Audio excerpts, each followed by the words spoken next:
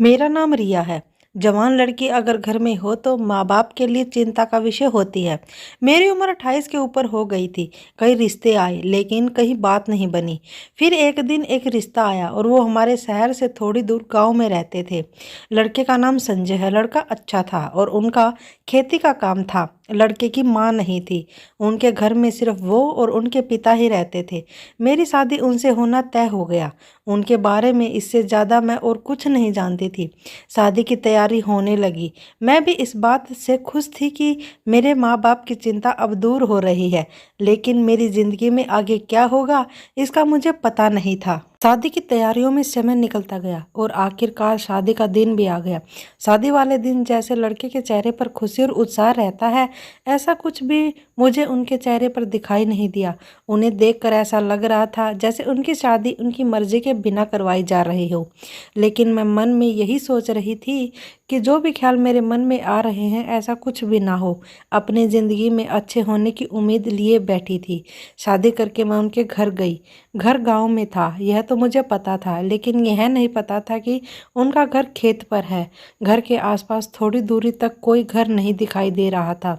उनका घर भी बहुत बड़ा था। इतना बड़ा घर और सिर्फ हम 3 लोग। मुझे घर में जाते ही थोड़ी बेचैनी होने लगी, लेकिन फिर मैंने सोचा कि नई जगह है, ऐसा होना स्वाभाविक है। थोड़े दिनों में शायद मेरी आदत हो जाएगी। मेरी तरह शायद सभी लड़कियों को होता होगा। इन्हीं सब बातों में मेरा मन खोया रहा। लेकिन अभी सबसे बड़ा ख्याल यह था कि क्या मेरे पति मुझसे शादी करके खुश हैं या नहीं। अभी तक मैंने उनसे कोई बात नहीं की और मैं इसी इंतज़ार में थी कि उनसे बात हो। सुहागरात पर मैं अपने कमरे में थी, सेज पर बैठी उनका इंतज़ार कर रही थी। मन में कई तरह के ख्याल और सवाल थे। आगे क्या होगा इस बात से मैं अनजान थी। धीरे धीरे समय बीतता गया और इंतज़ार करते करते आधी रात हो गई, लेकिन अभी तक मेरे पति कमरे में नहीं आए थे। आधी रात के बाद मैंने सोचा कि शायद किसी काम में होंगे। शादी में बहुत काम होते हैं और सब उन्हें संभालना होता है। यह सोचकर मैं वहीं बिस्तर पर सो गई। सुबह मेरी नींद खुली और मैं तैयार होकर बाहर गई तो वो मुझे घर के बरामदे में सोए दिखाई दिए।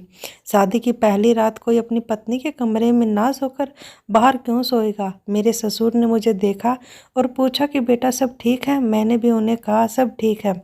मेरे ससुर ने तब कहा कि बेटा मैं तुम्हें संजय के बारे में कुछ बताना चाहता हूँ। मेरा बेटा मन का बहुत अच्छा है, लेकिन इसे छोटी छोटी बातों पर गुस्सा आ जाता है। तुम अभी इसे समझने में तुम्हें बता दूं कि इसमें थोड़ा समय लगेगा। तुम दोनों एक दूसरे को समझना, बस इसके गुस्से और कम बोलने का बुरा मत मानना और ज़्यादा सवाल मत पूछना। ज़्यादा सवाल मत पूछना, यह बात मुझे कुछ समझ नहीं आई। यह किस और इशारा था, लेकिन मैंने उस समय सिर्फ हाँ कहकर उनकी बात मान ली। और मैं उनसे और कहती भी क्या। मैं सुबह जब घर का काम कर रही थी तब कोने में एक दरवाजे पर बड़ा ताला लगा हुआ था। घर में इतना बड़ा ताला लगा कर रखा है, यह बात मुझे अजीब लगी। मेरे पति घर से चले गए थे। मैं पूरा घर देख रही थी, साथ ही सफाई भी कर रही थी। उस दरवाजे के ताले ने मेरे मन में अभी भी सवाल उठा रखे थे। मैंने मेरे ससुर जी से बोला कि पापा जी इसकी चाबी दे दीजिए, सफाई कर देती हूँ। वो बोले नहीं रहने दो, इसके नीचे तहखाने में एक छोटा कमरा है, उसमें जाने की कोई ज़रूरत नहीं, रहने दो। उन्होंने जिस तरह से बोला उनको देखकर ही मैं डर गई। पता नहीं उन्हें इस बात पर गुस्सा क्यों आ गया। उस समय मैंने सिर्फ हाँ में सिर हिला दिया, लेकिन फिर बाद में सोचती रही कि आखिर वहाँ क्या है। कुछ देर बाद मेरे ससुर भी घर से चले गए। मैंने पूरा घर देखा, लेकिन मैंने मेरी सास की एक भी तस्वीर नहीं देखी। यह बात थोड़ी सोचने लायक थी। नया घर और भी लगभग सुनसान जगह पर, उसमें भी कई सवाल। यह सब मेरे लिए बड़ा अजीब था। रात हो गई और वो और ससुर जी दोनों घर आ गए थे। खाना खाने के बाद मैं अपने कमरे में गई। जैसा कि मैंने कहा, मुझे अब इस घर में थोड़ा अजीब सा लग रहा था। घर में बात करने वाला कोई नहीं। मैं सोच रही थी कि आज भी वो बाहर सोएंगे, लेकिन थोड़ी देर बाद वो कमरे में आ गई। उनके आते ही मैं डर गई। वो कमरे में आए लेकिन बिना कुछ बोले और मुझे देखे वो बिस्तर पर सो गए।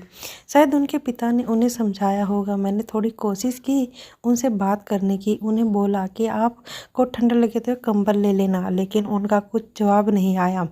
मैं भी कुछ समय के बाद सो गई। उस दिन के बाद रोज़ वो कमरे में ही सोते थे, लेकिन मेरी तरफ पीठ करके और बिना कुछ बोले। ये कैसी शादी थी? मेरे पति मेरी तरफ देख भी नहीं रहे थे। मेरे ससुर ने पहले ही समझाया था कि ज़्यादा सवाल नहीं करना, इसलिए मैं कुछ बोलती या पूछती ही नहीं थी। एक रात मेरी नींद अचानक खुली तो मैंने देखा कि वो कमरे में नहीं है। मैंने सोचा कि बाथरूम गए होंगे, लेकिन जब कुछ देर होने के बाद भी वो नहीं आए तो मैंने कमरे के बाहर जाकर देखा। कमरे के बाहर बरामदे में कहीं भी मुझे वो नहीं दिखाई दिए। मैं फिर अपने कमरे में जाने लगी, लेकिन मेरे मन में ख्याल आया उस ताले वाले दरवाजे का। उस दरवाजे के सामने मैं गई तो वहाँ अब ताला नहीं था, बल्कि वो अंदर से बंद था। मैं खड़ी खड़ी ये सोच रही थी कहीं वो अंदर तो नहीं। तभी मुझे धीमी धीमी आवाज़ सुनाई दी। ये आवाज़ किसी औरत की थी और ध्यान से सुनने पर वो बेटा बेटा बोल रही थी। मैं डर गई और वहाँ से भागते हुए सीधे मैं अपने कमरे में जाकर सो गई। मैं बिस्तर पर सोई हुई यही सोच रही थी कि ये सब क्या है। तभी वो कमरे में आ गई। मैंने सोने का नाटक किया। अब उनके आने से मुझे डर लगने लगा था। जैसे तैसे मैंने अपने डर और विचारों पर काबू किया। तहखाने में जो औरत की आवाज़ आ रही थी, क्या वो मेरी सास की थी? मेरी सास की एक भी तस्वीर क्यों नहीं है? क्या वो जिंदा है? और अगर अब है तो उन्हें इस तरह बंद करके क्यों रखा गया है? जब घर में इतने राज हो तो नींद कैसे आ सकती है? रात में ठीक से सो नहीं पाई। बिस्तर पर पड़े पड़े मुझे यह ख्याल आया कि मुझे इस कमरे में जाकर एक बार ज़रूर देखना चाहिए। मेरे ससुर ने भी उस कमरे में जाने से मना किया था। जल्दी अपने कमरे से निकल गई। वो अभी तक सोए थे। धीरे धीरे और डरते डरते मैं उस कमरे तक जा रही थी। सीढ़ियों के दरवाजे पर पहुंच गई थी। हमेशा की तरह अभी भी वहाँ बड़ा ताला लगा हुआ था। उसकी चाबी मेरे पति के पास रहती थी। मैंने सोचा कि मैं बाहर से आवाज़ लगाती हूँ, शायद कोई जवाब दे। लेकिन फिर मैंने सोचा कि आवाज़ लगाने से मेरे पति या ससुर में से कोई जाग जाएगा। मुझे समझ आ गया था कि उस कमरे में जाना है तो चाबियों के साथ आना होगा। मैं वहाँ से चली गई।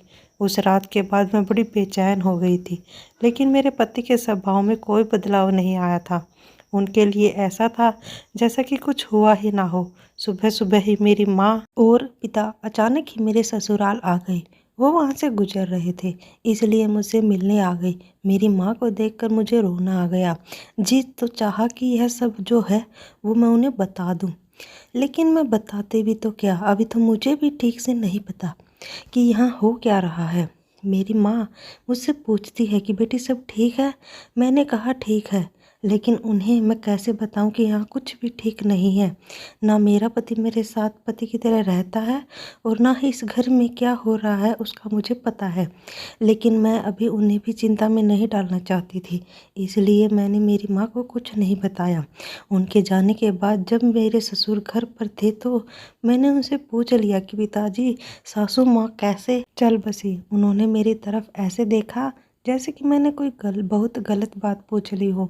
बोले बेटा तुमने मुझसे तो ये बात पूछ ली, लेकिन भूल कर भी ये बात कभी अपने पति से मत पूछ लेना। समय आने पर मैं तुम्हें सब बताऊंगा, अभी इस बात को मत करो। इतना कहकर वो चले गई। अब रात होने से मैं डरने लगी थी। रात फिर वही होता। मेरे पति आधी रात को उसी कमरे में जाते और वहाँ से मुझे बहुत धीमी धीमी आवाज़ें सुनाई देती। उस रात मैंने सोच लिया था कि आज मैं चाबी लेकर ही रहूँगी। रात जब वो कमरे में आकर थोड़ी देर बाद सोए तो मैंने धीरे धीरे उनकी जेब में से चाबी निकाली। सुबह जल्दी ही उस कमरे की ओर गई। मन में कई तरह की बातें और डर था। मैं उस दरवाजे के सामने थी जहाँ ताला था और उसकी चाबी मेरे हाथ में थी। मैंने थोड़ी देर खड़े होकर सांस ली और चाबी उस ताले में लगाई, लेकिन मेरी धड़कनें तब रुक गई जब पीछे से मेरे ससुर ने मुझे आवाज़ लगाई, बहू। उनकी आवाज़ ने मेरी जान ही निकाल दी थी। मैं पीछे नहीं पलटी, लेकिन वो मेरे पास आए। मुझे देखकर बोले कि क्या कर रही हो यहाँ और इस कमरे की चाबी तुम्हारे पास कैसे आई? मैं चुप थी तो उन्होंने फिर पूछा, कहाँ से मिली तुम्हें यह चाबी? तुमने मेरे कमरे से इसे लिया है? मैंने कहा नहीं, यह तो आपके बेटे के पास थी। वो रोज़ रात यहाँ इस कमरे में आते हैं।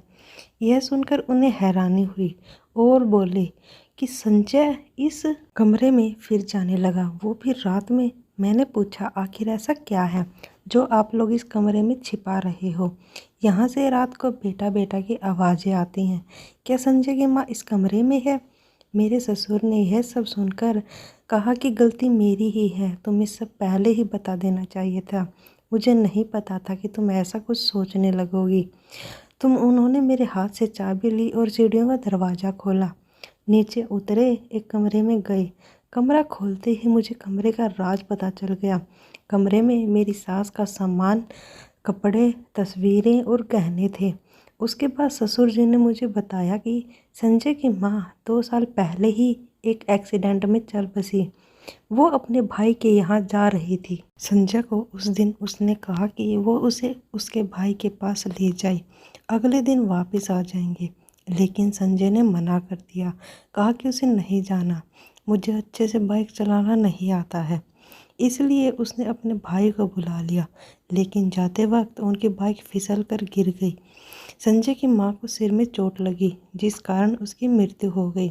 संजय अपनी माँ की मौत का खुद को जिम्मेदार मानता है। उसका मानना है कि अगर वो उस दिन माँ को ले जाता तो ऐसा कुछ भी नहीं होता।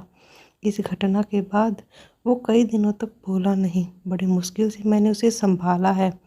बात बात पर वो अपनी माँ को याद करके रोने लगता है, गुस्सा करने लगता है, खुद को कोसने लगता है। उसे उसकी माँ की याद ना आए इसलिए उसका सारा सामान मैंने यहाँ पर रख दिया। वो अपनी माँ से बहुत प्यार करता था। उसके फ़ोन में कई वीडियो हैं उसकी माँ के साथ। शायद रात में आकर वो यही सब फिर देखने लगा है। मैंने सोचा कि उसकी ज़िंदगी में अगर प्यार आएगा तो शायद कुछ हद तक वो फिर से खुश हो सकेगा। इसलिए मैंने उसकी शादी करवा दी। उसकी माँ उससे शादी के लिए कहती थी, लेकिन वो मना करता था। शादी के वक्त भी वो यही कह रहा था कि माँ नहीं है तो शादी करके किसे खुश करूँ। इसलिए मैंने तुम्हें कहा था, उसे गलत मत समझो। उसे प्यार की ज़रूरत है। उसे यह विश्वास दिलाना है कि जो हो गया अब उसे बदला नहीं जा सकता, ना ही उसमें उसकी कोई गलती है। कुछ समय पहले जिस पति से मैं डर रही थी, अब उसके लिए मेरे दिल में प्यार और सहानुभूति जाग गई। जो अपनी माँ से इतना प्यार करता है वो कैसे बुरा हो सकता है। मैंने उसी समय अपने ससुर से कहा कि अब आप बिल्कुल भी चिंता मत करें, मैं उन्हें संभाल लूँगी। सुबह जब वो घर से बाहर जाने लगे तब मैंने उन्हें कहा कि आप बहुत अच्छे हैं। उनका कोई जवाब नहीं आया, लेकिन एक हल्की सी मुस्कान ज़रूर आई। माँ की जगह तो कोई नहीं ले सकता, लेकिन फिर भी मैं कोशिश करूँगी कि वो अपने आप को दोषी समझना बंद कर दें। धीरे धीरे मुझे उनकी मुस्कान वापस लानी है और मुझे पता है मैं ऐसा कर सकती हूँ।